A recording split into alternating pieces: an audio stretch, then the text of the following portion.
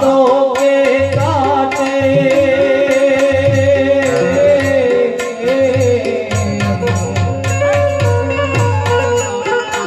अब यादों के कांटे इस दिल में चुभते हैं, ना दर्द ठहरता है ना आंसू रुकते हैं। तुम जल छुड़ाते तुम जल छुड़ाते कहाँ तुम चले गए, जहाँ तुम चले गए। चिट्ठी न कोई संदेश, ना जाने कौन सा देश, जहाँ तुम चले गए, कहाँ तुम चले गए।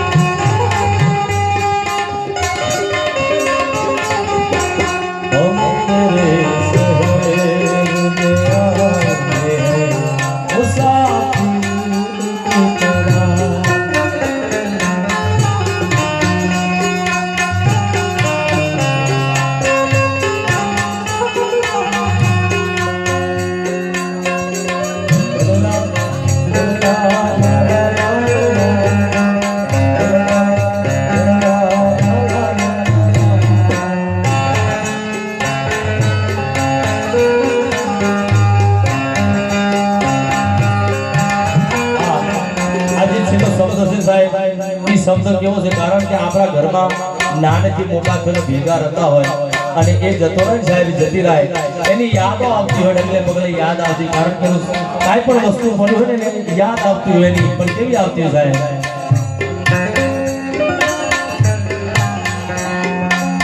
हर चीज के आँखों पर लिखा है तुम्हारा नाम, ये रस्ते घर गलियां तुम्हें कर न सके सलाम।